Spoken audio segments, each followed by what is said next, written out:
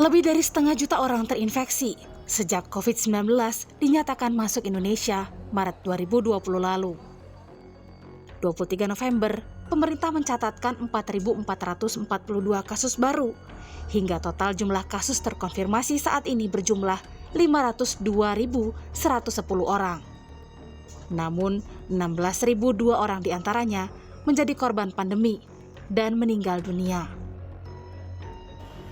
Kementerian Kesehatan mencatat ada sejumlah daerah yang kini harus semakin diwaspadai karena punya kasus aktif COVID-19 terbanyak.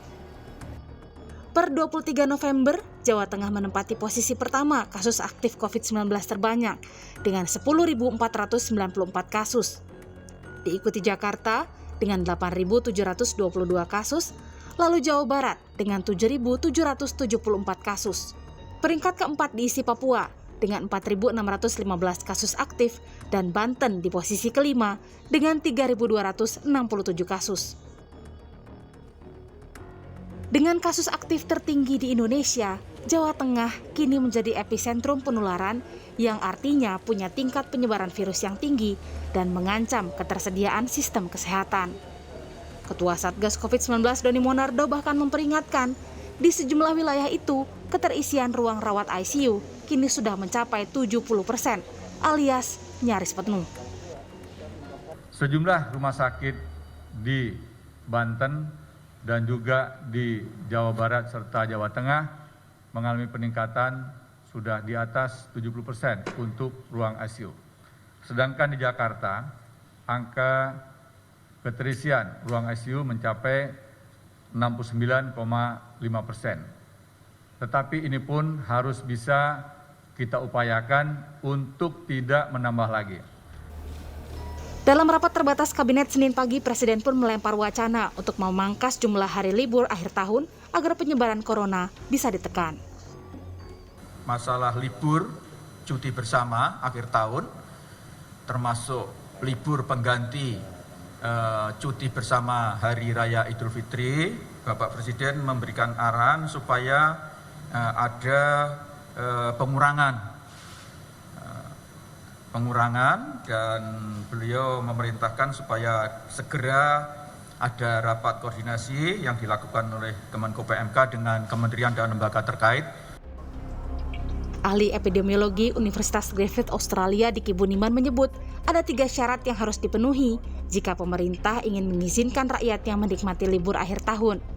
Apalagi saat ini Indonesia masih berjibaku mengantisipasi ledakan kasus COVID-19 yang disisakan masa libur panjang akhir Oktober, ditambah dampak kerumunan demonstrasi Undang-Undang Cipta Kerja dan sejumlah kerumunan yang terjadi setelah pemimpin Front Pembela Islam Rizik Syihab kembali ke tanah air 10 November lalu. Sehingga dengan 3 syarat itu, dari mulai tadi kasus COVID-19 harian yang menurun ya, dan umumnya ya kita harapkan di setidaknya di 2 digit lah, atau paling tidak di 3 digit ya, ini secara nasional terjadi ataupun pada level-level daerah ya. Kemudian juga tapi 2 minggu berturut-turut semuanya ini, kemudian juga tes positivity rate yang di bawah 5% ya dalam 2 minggu berturut-turut, dan juga terakhir tidak ada angka kematian dalam 2 minggu berturut-turut. Itu adalah indikator pelonggaran yang tidak pernah berubah dari sejak awal pandemi ini, dan harus dipenuhi. Kita semua harus berbesar hati dalam keramaian, termasuk dalam libur panjang akhir tahun ini. Opsinya bisa pertama ditunda dengan ada nanti di tahun 2021 dicarikan waktunya pemerintah untuk jadi libur bersama, diputuskan ketika situasi sesuai kriteria tadi.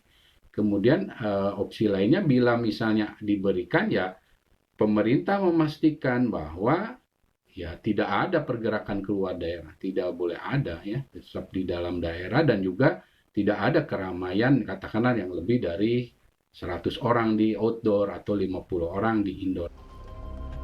Jika tak ada kebijakan untuk lebih menekan penularan, maka krisis ruang perawatan dan tenaga kesehatan lagi-lagi bisa mengintai. Kondisi inilah yang paling ditakutkan karena krisis layanan kesehatan bisa meningkatkan jumlah kematian jika tak dicegah dengan disiplin protokol kesehatan. walaupun pemerintah telah menyiapkan sebuah program vaksin, namun dalam berbagai kesempatan Bapak Presiden selalu mengatakan, sebelum vaksin ini diberikan pada masyarakat, maka vaksin terbaik hari ini adalah patuh kepada protokol kesehatan.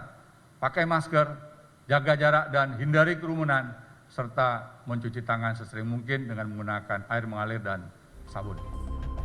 Tim Liputan, Kompas TV.